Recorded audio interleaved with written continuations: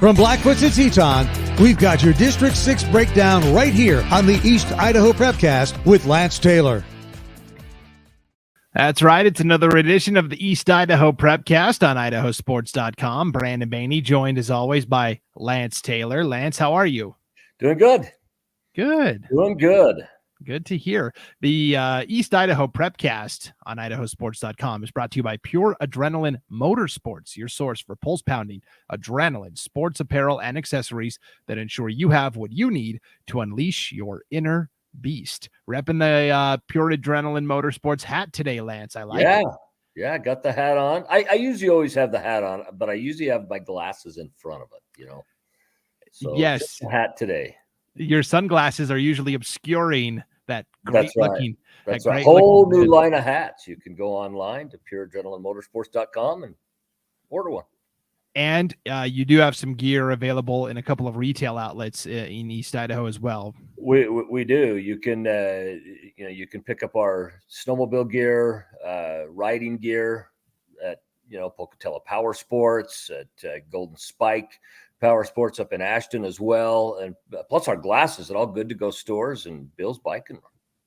Yeah, super exciting. And big thanks to Pure Adrenaline Motorsports for making this possible. You can get this podcast a couple of different ways, audio only at IdahoSports.com or wherever you download your podcasts, or the video version at the IdahoSports.com YouTube channel, as well as our Facebook page. All right, Lance, the first thing I wanted to talk about this week was the state swim meet that took place in Boise at the YMCA last week. We had fun down at the YMCA. I was trying to get you to laugh, but I only got a smile. Play the song? Did you play the song? I don't have. I think copyright says we can't do that. So okay, well, that's the best I can do. Anyways, at the Boise YMCA, we had the state swim meet last week, and of note from District 6, the Skyline boys went and competed and took third place in the boys 4A competition. It was actually pretty close. Bishop Kelly was first with 179. Moscow took second at 162, and Skyline gets third with 121 points. And additionally, Skyline had a couple of individual male swimmers bring home state championships. Wow. Caleb Daniel won the 200-yard individual medley, the IM.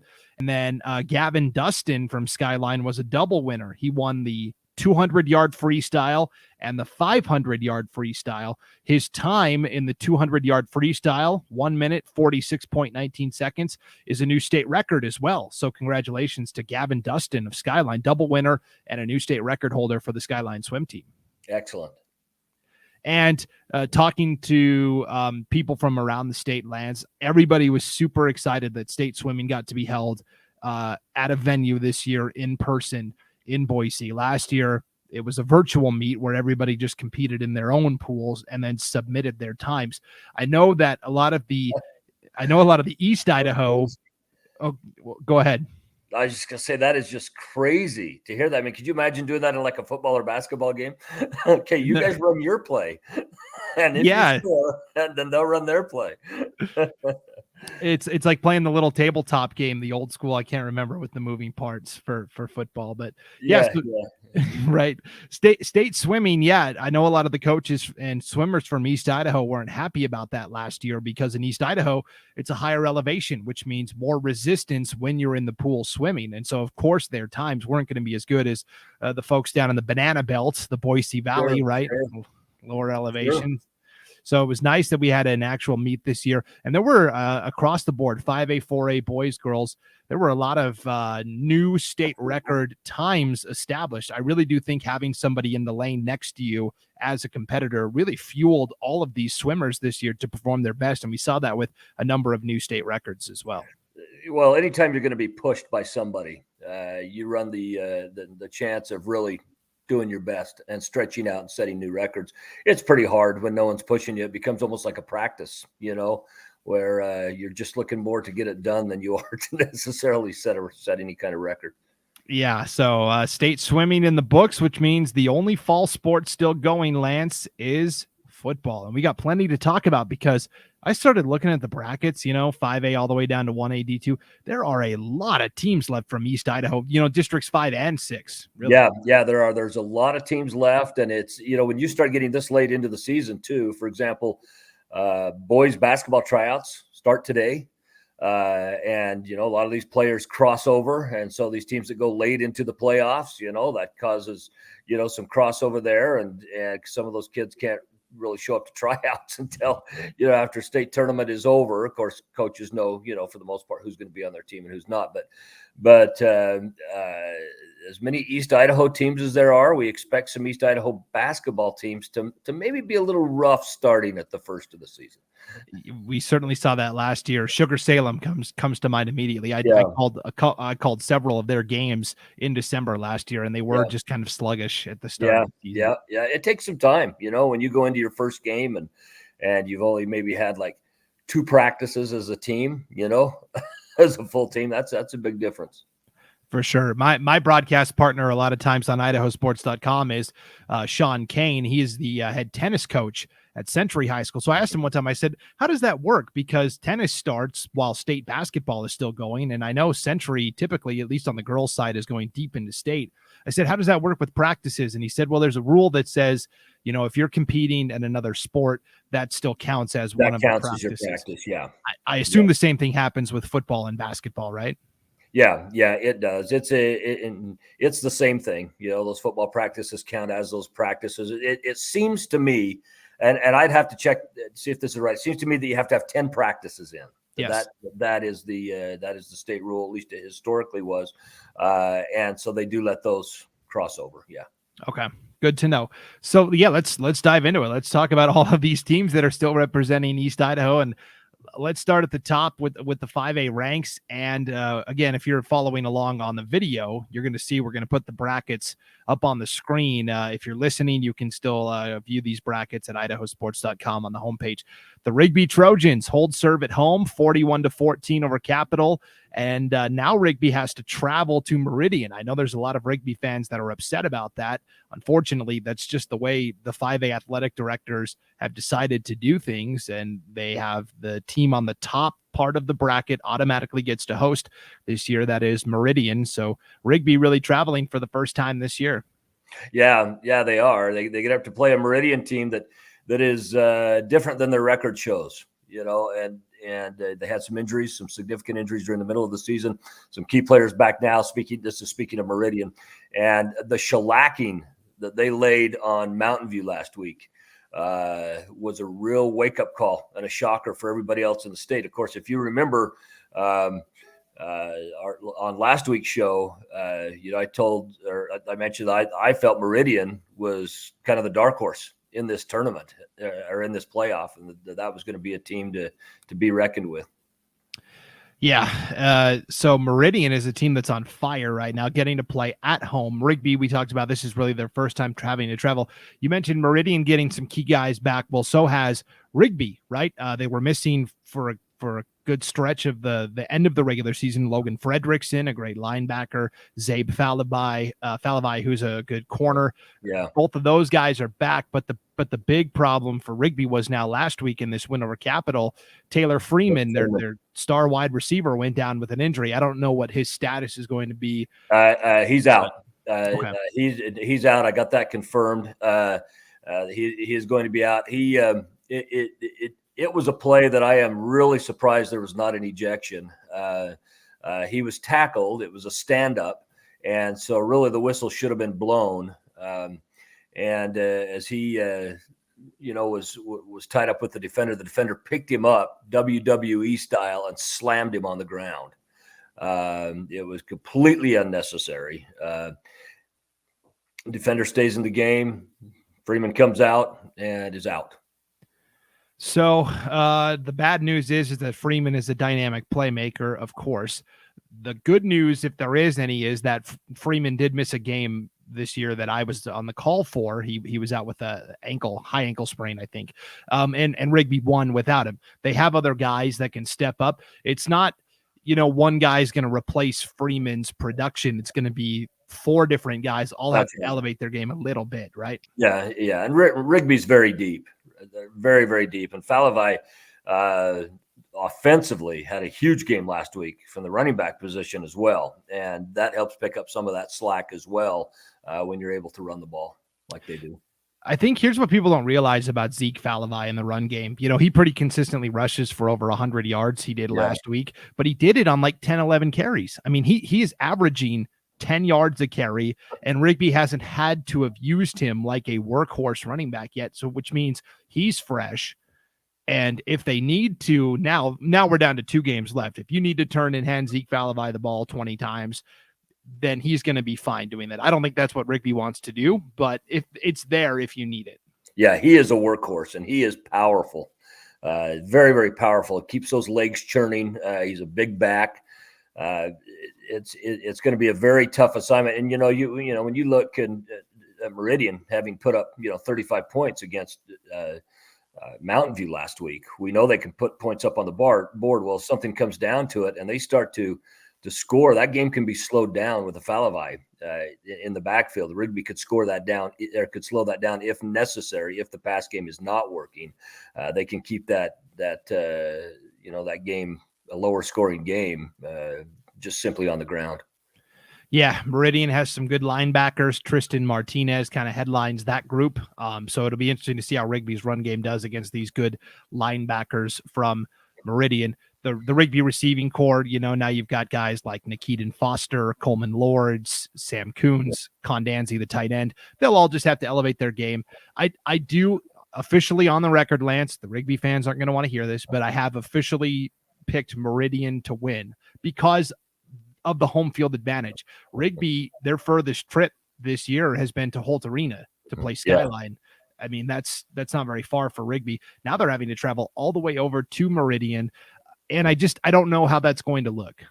Yeah, I'm going to call it a pick'em game. I really don't know in this. I think we've got, the defining scenario of this game could really be Freeman being out. It could. And if that does end up playing a role, then Meridian picks up this win. However, I just think Rigby is so deep and their defensive line is so good as well that I think Rigby ends up pulling this out. Yeah, and again, for all the Rigby fans that are tuning in, officially I'm picking Meridian. It would not shock me in the least if Rigby won. And if Rigby does win, I'll come back and wear it next week. I'll gladly wear it. well, and that's the thing. I'm picking Rigby. I believe Rigby wins this game. However, Meridian's kind of been my dark horse, coming into these playoffs, and it would not shock me if Meridian stepped up and won the 5A state championship. That wouldn't shock me.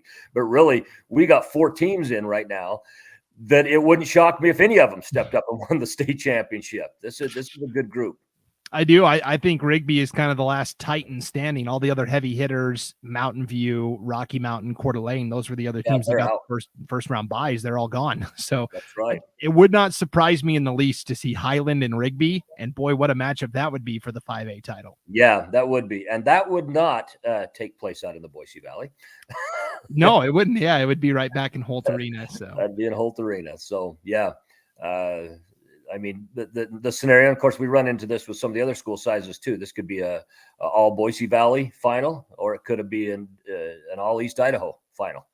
Yeah, it'll be a lot of fun. Be a lot of fun to watch that get sorted out.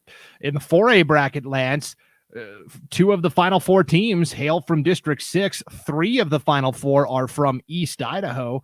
Let's start with Blackfoot on the top part of this bracket. They played Nampa last Friday and won 28-14. Now that score is deceptive.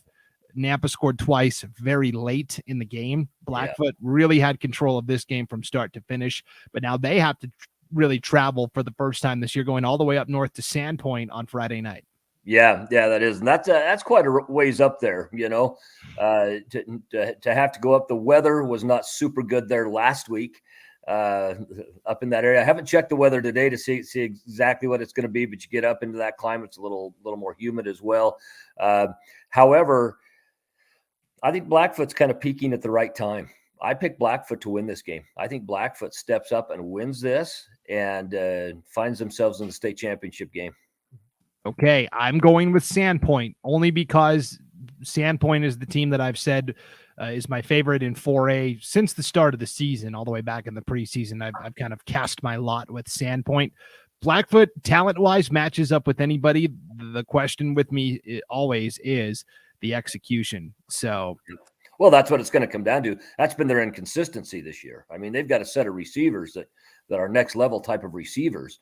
King, of course, being one of those, but it's just been an execution problem. If they can go out and they can execute, they can do great things. I have felt, and of course I've talked about it in the past, that more than any other team this year, that they have failed on a consistent basis to live up to their talent level. But when they do, they're tough. Absolutely. I think Deegan Hale is going to be a key guy to watch because Sandpoint has good athletes in the secondary that they can kind of neutralize Javonte King if they want. And so then it's up to Deegan Hale to step up on the other side. That's right. For Blackfoot on the perimeter. All right. I just checked the weather forecast in Sandpoint. We were recording this on Friday morning, which means the game is tonight if you're listening to this. 70 to 80% chance of rain throughout the day in Sandpoint today. An hour before kickoff, 6 o'clock, we've got a 80% chance of rain, and then a light rain at 7 and 8, but still going to be raining. So it's going to be wet and wild up in Sandpoint tonight. I don't. Is it telling you the wind and the temperature? Yeah. So winds are going to be calm. 3 to 4 miles an hour. That's irrelevant. Yeah. And temperature is going to be in the 40s, low 40s. Yeah, so the temperature is not going to, make a difference. Blackfoot obviously is used to that, to lower temperatures. The rain brings in humidity. That's a little different. And, when it's drizzling and stuff, that can raise a little bit of havoc with throwing the ball. Yeah, so we'll see. It was raining pretty good in Sandpoint, I think, 2 weeks ago, so they're kind of used to it. It might come down in the running game. Austin Ramirez for Blackfoot, Garrett Cox for Sandpoint is a great running back as well. Yeah. So. Yeah, and I had a chance to watch Ramirez earlier this year when I had Blackfoot at Skyline. Very good running back, very tough, and oftentimes in rainy weather games, snowy weather games, it comes down to that running game and who can impose their will. So we'll see. Sandpoint is the number 1 overall seed. Blackfoot is the 5 seed. The other semifinal, I think this is a game fans in East Idaho have wanted for a while. It's going to be Skyline and Pocatello in Holt Arena Saturday night. Skyline, the defending 4A state champs. Pocatello thinks they've got the squad to win the 4A title this year. They're going to have to earn it going through Skyline, the defending champs. Yeah, I picked Skyline to win this game. Just because I think, again, they're a team that's finally hitting their stride, hitting because they've had some underperformances this year as well that have not been really worthy of their talent level that they are. I think they're hitting their stride. They want to get back to that game. They're your reigning state champions. I picked Skyline to win this game with the caveat that it would not surprise me if Pocatello stepped up and won it. Pocatello is good enough, as are any of these teams that are left in it, are good enough to win a state championship. But I just think that Skyline goes and that experience becomes the edge. Okay. I have seen Pocatello in each of their first 2 playoff games. I have seen Skyline in each of their first 2 playoff games. I'm going Pocatello, and the Skyline fans, again, they're going to hate me for this. I know, but when I look at it, Pocatello has been more consistent. Skyline 2 games in a row, Lakeland and Valley View last Saturday. They've started really slow. Last week, they drove the ball down the field and had, 4 chances to score inside the 10 and couldn't do it and had a turnover on downs right away. In Lakeland, the Lakeland game, Lachlan Hackey threw 2 first-half interceptions. So they seem to start slow for whatever reason. And then the third and fourth quarter is when they kind of swing it around. I mean, a couple of key Valley View turnovers in the third quarter was the difference in that win over the Falcons last week. So, and that's a Valley View team that I think people overlooked a little bit. Valley View, I think, was better coming in than a lot of people thought. They were better than I thought they were as well. I was very impressed. They just kind of were running on fumes. They were really down to like 12 or 13 true varsity players by the time that game concluded. So 24-14 win for Skyline last week over Valley View. And if they start slow again, Pocatello is the kind of team that will run them out of the building. I think they cannot start slow in this game. They have to be able to match Pocatello score for score because Pocatello has such a high octane offense. And I'm just not sure Skyline is consistent enough to do that. Now, again, I'll gladly own it if we come back here next week. It's Skyline is still playing it. I'll take my lashings, but so we've picked both the 4A games. Yep. We got to jump back to 5A just really quick. Who are you picking in the Eagle Highland game? Okay, so I actually have Highland winning. I have Highland in that too. I think we have a Highland Rigby state championship matchup, and you have Highland Meridian, correct? Yes. Okay. Yep. We'll keep track of these, and we'll see how right we were as we will. Here. Okay. P-dubs. Is it worth P-dubs for you and I? Let's do it. Okay. I like that. Okay, loser buys. We'll go 5A, 4A, 3A, 2A because the one is always a toss up. Of course, well, I mean, we'll be picking those obviously as well, but let's do we'll just do whoever wins the most. Yep. 5A through 1A D2. Okay, I like it. Loser buys dinner. Okay.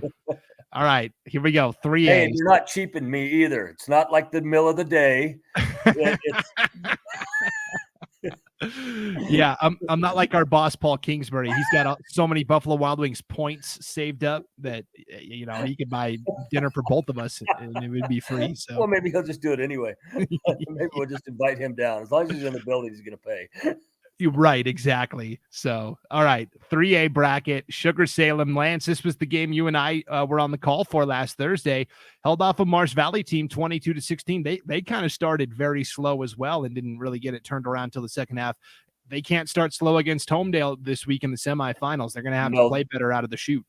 That's right. In fact, that's one of the things we mentioned, both you and I, last week, that if they come out and play against Homedale like they did against Marsh Valley, Homedale will be playing in the state championship game for the fourth year in a row.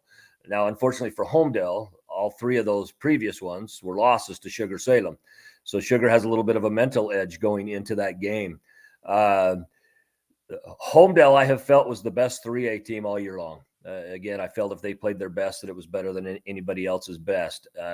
On that, one of the things that makes this game intriguing is Sugar is the most different team at this point of the season than they were at the first of the season as well. Last year, Homedale was the heavy favorite in that state championship game going into that too. People thought they were going to run roughshod over Sugar, and they did for a half until second half came. And then Sugar came back and ended up winning that game. I think this is in fact, the 3A division, I think right now here in these semis gives us possibly the two best games this weekend, possibly. I agree. These are the most difficult games to predict. Officially, I'm going Homedale and Gooding. I think Gooding, the way they run the football, is going to be tough for Weiser to stop. And Homedale is just, they've got a dynamic running back in Hayden Kinchelow. And Jackson Dines also has proven to be a very good running quarterback. And for Sugar-Salem, I'm just not sure that their running game matches up with Homedale's. Well, and I think part of the key for Sugar is Daniel Neal, the quarterback, has to be on because he's got a great core of receivers. We know they're a great core of receivers, but you've got to be able to consistently hit them for them to be effective. And so I think really that Sugar's passing game, if they step up and have a good passing game as well, that could be the difference in this game. I'm picking Sugar-Salem in this game. But again, Homedale's a great team. I think Sugar might have to have a few more stars align to win this than Homedale does. Sugar, with their coaching staff, which I think is the best in high school football in Idaho, tends to just find a way to win ball games. They're just one of those programs. I mean, Dan Benyon is just an unbelievable defensive coordinator. I mean, his game planning defense is fantastic. Brady Gardner coaching the quarterbacks, and of course Tyler Richens, the head coach, also a really good friend of mine. So I am picking Sugar to win this, but I am picking Gooding along with you in the bottom bracket. Okay. In Sugar, they had a lot of drop passes last week. Yeah. In fact, as you and I watched that game, it was a sloppy game. I mean, that's one of those things that if that game was equal to a term paper, it was probably a C- to a D+. It was just one of those games. It wasn't. I mean, it was exciting in the sense of the score. Change. You had each team led significantly. Led at one point, but the play itself, the style of play, was not anything that brought most people out of their seats. Right. Yep. So, okay, you've got Sugar and Gooding, and I've got Homedale and Gooding. So we'll see. We'll have the opportunity for some separation, Lance, with our picks for sure. Yeah, we will. 2A bracket, an all-East Idaho Final Four. You've got West Side against Bear Lake, both from District 5 in the first semifinal Friday night. And then this is the game everybody wanted to see, the rematch. North Fremont hosting Firth Saturday at 1 p.m. at North Fremont High. Let's talk about North Fremont first. They kind of like the first time they played Melba. Melba was able to kind of match them offensively. North Fremont wins 44-38. You were at this game, Lance. What did you see?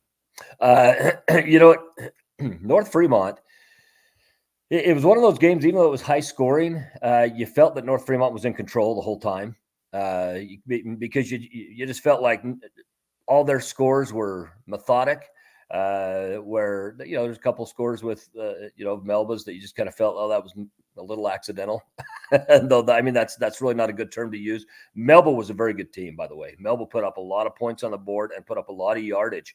The difference is the ability to convert. They just were not able to convert like North Fremont was. But I had the North Fremont Firth game earlier this year in their final regular season game. I had that. And we had 3 minutes, 48 seconds on the clock, and North was down by 3 scores, or had to have 3 scores in order to take the lead. And with that 3:48, they scored the first of those and then came back and scored the other ones. It was absolutely crazy. And just seeing the smoothness of Firth and what they did throughout the season, and then, matching that with North Fremont. I think North just has a little bit more power overall. I take North to win this game. Okay, I'm going Firth, and that's just because you're wearing the blue today. Well, this is a UCLA. Yeah, I see that. I see you got the UCLA, but nonetheless, it's blue. True. So North Fremont. Can I just say real quick? AJ Hill might be one of the most underrated players. He has gotten literally no acclaim, and we've had a part in that. But he is such a dynamic running back. He's a great receiver. He runs the ball hard. He's a great defender. I mean, we were calling his name every other defensive play last week. He's fantastic. He's a tremendous athlete. He's one of those kids that watching them, and sometimes these smaller schools, sometimes fall through the cracks, some of these athletes, when it comes to college recruiting and things like that. But he's one of those kids that I look at and say, this kid could play at the next level. Now, what level of the next level? I don't know. Is it a place like a Montana Western? Is it an NAIA, which is NAIA? Is it a FCS school, like an Idaho State or a Weber State or something like that? I don't know for sure. But I do know this kid is the kind of athlete that could be recruited as an athlete and could play a number of different positions at the next level. And then on the basketball court, he's basically a power forward, and he's having to go against guys that are a lot taller than him. Yeah. Well, he's got the body. He can body people up. It's not as easy for him offensively with his height as it is defensively, being able to put a body on people. However, he uses the pump fake so well in basketball that he gets people in the air and spends a lot of his night at the free throw line. Yep, for sure. So, okay, now let's talk about Firth. I was on the call for the that's the 4A bracket. Here we go. I was on the call for the Firth Declo game Friday night. Firth won 20-16. I'll be honest, Lance, Firth was outplayed for 95% of that game, except for the final 3 minutes when Firth put together the 2 minute drive, basically. Yeah. And in fact, as that game was going on, and I was keeping up on that game, I thought Declo was going to win it. Now, I picked Firth to win the game, but I thought while the game was going, I thought Declo was going to pull that out. Then Firth steps up and wins it at the end, and again, where's the edge come between those two teams? Well, Firth was in the championship game last year. maybe there was a little bit of a mental edge that kind of drove them to win that. They turned the ball over. They fumbled it a couple of times in the second half. Gage Vasquez was uncomfortable all night. The Declo pass rush did a nice job against him. And basically the game came down to, it was third down and 10 at the Declo 11. So they could get to the 1 and pick up a first down. Vasquez drops back to pass, gets sacked back at the 20-yard line. Well, the clock is running. Firth doesn't have any timeouts left. There's like 35-ish seconds left in the game. And so it's fourth down, can't spike it, no timeouts. Everybody just line up. It was just like a scramble drill in basketball where somebody scores and there's 2 seconds left and they're trying to go up the floor. And it was just a blown coverage by Declo. I don't know what happened, but Burton Park was wide open. I mean, not a guy within 10 yards of him, and Vasquez lofted it up to Park and he made the catch for what was the game-winning touchdown. Firth, I think this was the wake-up call for them, and this is why I like them to beat North Fremont, because they kind of started slow against Aberdeen and didn't really put that game away until the third quarter. Obviously needed to pull one out of the fire against Declo. I think they've gotten the wake-up call that, hey, we can't just show up and expect to win. I think the key for Firth to win is Vasquez has to have a good game. He cannot have just an average or below average game. He has to have a good game for Firth to step up and win this. And the reason why I'm picking North is because I think North has the defense to disrupt his game. But we'll see, Yes. Time to tell. It'll be fascinating because Firth in the regular season game got up big on North Fremont and blew the lead, and North Fremont came back and won by 22-21. So that's going to be a fun matchup on Saturday in Ashton, no doubt about it. So it is. In the other half of the bracket, just for picks purposes, I'm picking Westside in a shellacking over Bear Lake. Yep, I've got that too. So I've got Westside and Firth in a rematch from last year's championship. You've got Westside and North Fremont, which is the matchup everybody wanted to see last year and didn't get to. So either way, it's going to be a fantastic battle, I think. Yeah, I think so too. All right, 1A's, 1A D1, Butte County, the lone team left from District 6. They beat Notice last week, 42-12. This is where we find out. We've talked about how good Butte County is all year, and now the ultimate test, the defending champs from Oakley in the semifinals, Saturday in Holt Arena at 4 p.m. Yeah, and I think Oakley wins this game. Oakley has really impressed me in the playoffs. I think Oakley steps up and wins this game. Obviously, Butte could. But the eye test, I think Oakley is the better team. Yeah, I mean, they're just such a dynamic offense. They have so many playmakers, as does Butte County. I think the one common theme among all these 4 teams that are left, Raft River, Lapwai, Oakley, and Butte County, is that they have, 4, 5, 6 guys that are capable of taking over a game and dominating. So if plan A isn't working or if player A gets injured, you feel okay with plans B, C, and D, right? Which you don't always have a lot of in 8-man football. Sometimes the loss of one player changes the entire atmosphere of everything. And but one thing I need to bring out is I picked all 4 of these teams to be in this game last week, and you were really surprised with my Lapwai pick. Remember that? Yes, I was. And other than that, we picked all the same teams. It was the Lapwai Prairie game that I just felt Lapwai was playing some good ball. And yeah, for Prairie, it was tough. Brody Hasselstrom, their great running back, the son of head coach Ryan Hasselstrom, he had an emergency appendectomy. He had to get his appendix removed, and so he wasn't available. Now, one player does not make a 30-point difference, right? No. I mean, Lapwai laid it to him. Yeah. Lapwai was very good. And I love what Raft River did. They played in Holt Arena last week and won. So they turn around and go, okay, you guys want to be in Holt Arena again on Saturday against Lapwai? No, thanks. We'll go outside and take our chances. Well, that's right. Yeah. Anytime you play a team as well that maybe is in a little bit better weather area or things like that from another part of the state, you're going to make them come take a hit where you are. And that's simply why a lot of teams wait, see who their opponents are going to be at times before they choose exactly where they're going to play that game. If it's a team where weather doesn't matter, you take, for example, Sugar Marsh Valley last week. Well, weather was irrelevant for that game. It doesn't matter if it would have been blowing 1,000 miles an hour, snowing, raining, whatever. Both of them are used to playing in everything, so you go in the dome and you just take that out of it. No advantage one way or the other. But you take maybe a team out of the Boise Valley that's playing a team on the east side of the state. Yeah, you're going to make them come out here if you have the ability. You're going to make them take a hit at 25-degree weather, and that's an entirely different hit than it is at 60 degrees.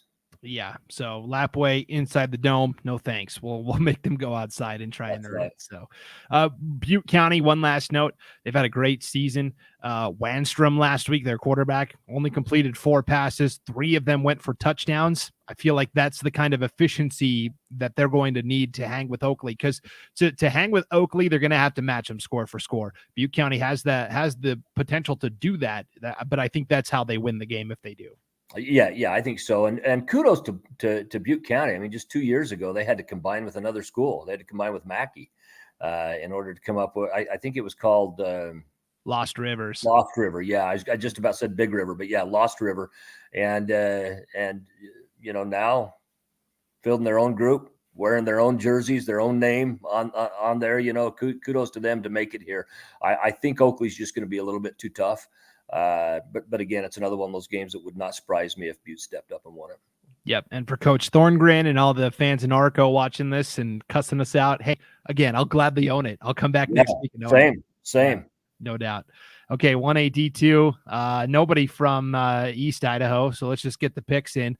Kendrick hosting Castleford in the Kibbe Dome on Saturday. Carey taking on Dietrich and Holt Arena on Saturday as well. Who do you like?